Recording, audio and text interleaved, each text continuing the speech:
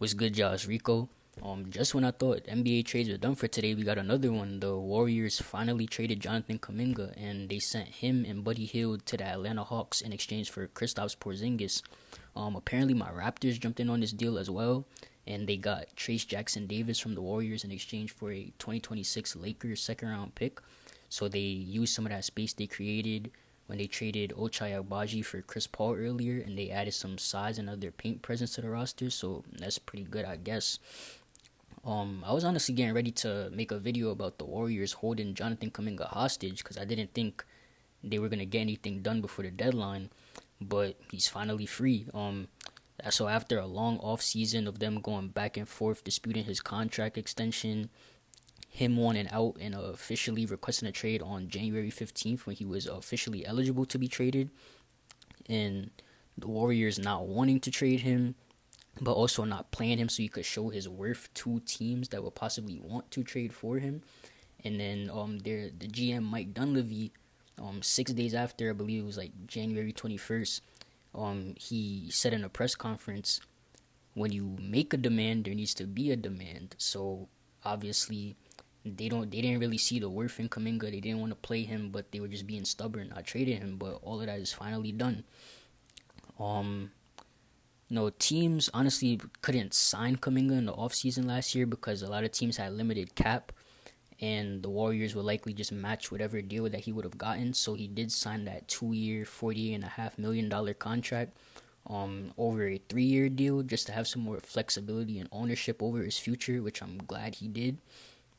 My immediate thoughts when I saw the news of the trade were just what the trade would mean for Zachary Risachet because he was the number one overall pick like not too long ago. So I would think that the Hawks have him in their future plans and will want him to be a starter, but he has not been like very good. He hasn't been living up to expectations.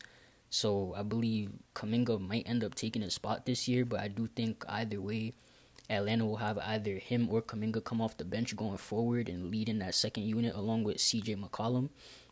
But I'm honestly really interested to see how how this actually plays out on the court because although the Hawks are top 5 in 3-pointers made and 3-point percentage this season, a starting lineup of Dyson Daniels, Nickeil Alexander-Walker, Jalen Johnson, and Onyeka Okongwu, I believe that desperately needs some spacing, especially if they want Jalen Johnson to continue playing at the All-Star level he's been playing at and just performing at the high level he's always been playing at for this whole season, and especially with Trae Young out. Honestly, I do think that like when Jalen when he plays, he pretty much like drives to the paint a lot, draws in the defense, kicks it out to the perimeter, so his teammates get easy looks and they make those threes. That's why he's averaging so many assists. Onyeka Okongwu has made some strides as a 3-point shooter. He's averaging 2 makes per game on around 36% from the field, but 36% from three, excuse me. But I don't believe teams are going out there and seeing him as a stretch big and a real threat from behind the 3-point line.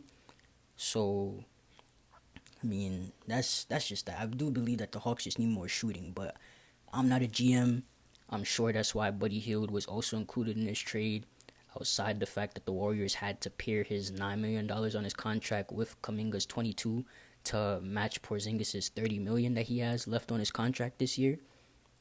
Jalen and Kuminga, when he has the freedom to play how he wants to play, they play pretty similar roles in my opinion as just those uber athletic 6'7", 6'8" wings who are just crafty with the ball, can strong on their way to the basket and create opportunities for others to score as well. But we can't just ignore the fact that Jalen is averaging 8 assists per game and he's 4th in the entire league in assists. So Kuminga definitely fits the role of that off-ball forward and off-ball cutter connector on plays more than Jalen does. He's more so like that guy you want getting those screen assists, those pass to assists on certain plays, just cutting to the basket and getting easy looks in the paint when people get doubled and stuff like that. So I'm definitely interested to see how a lineup with both of those guys in at the same time on the floor ends up looking for Atlanta. And now for the Warriors, I'm just glad they finally closed this chapter and ended that drama with Jonathan Kuminga. It was honestly starting to seem like it was just personal, obvious beef between Golden State staff and him. I mean, they didn't even play him for a long ass time, and no disrespect, but they were letting Quentin Post and Guy Santos get minutes over him until Jimmy Butler tore his ACL and got ruled out for the rest of the season. That made no sense. But Golden State is clearing some cap space with this move, getting rid of Buddy Hield, who has 3 years left on his contract with a $10 million player option for that third year, which I'm sure the Warriors most likely didn't want to pay because he's getting up there in age.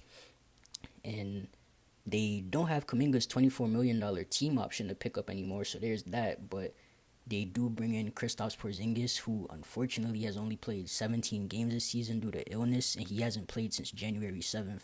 But assuming he does get back healthy and comes back, he's a 7'2" stretch big who does bring them the size and perimeter shooting that they've desperately needed for a while.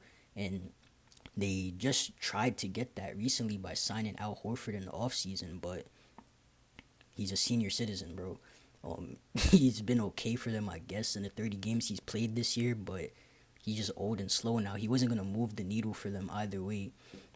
But now they have a player that is going to play that role, is younger, and has like shown he can perform at that level. I'm assuming the Warriors were only willing to give up Kuminga in exchange for Kristaps because they plan on re-signing him in the offseason and having him play with Steph next year. But maybe a Giannis move gets done and they pair up Giannis and Kristaps in a similar way to how the Bucks had Giannis and Brook Lopez. But I did just see something pop up on my phone when I first started recording this that Giannis is pretty much like off the table for the Warriors now because Kuminga was going to be a major part of that deal and was pretty much like the only interesting piece the Warriors had that the Bucks would have wanted. So there's that, but who knows anymore. I'm just excited to see JK ball out in Atlanta, honestly, and have that freedom to really show the type of player he is, because I do think he can be great in this league, and when he's given the opportunity to show how he can be as a player, he really just, like, he performs very well, and I'm just glad to see that he can actually just play the game he loves and do what he needs to do. And I feel bad for Steph, man. It's looking kind of bleak in San Francisco, but we'll see how this goes, man. Peace.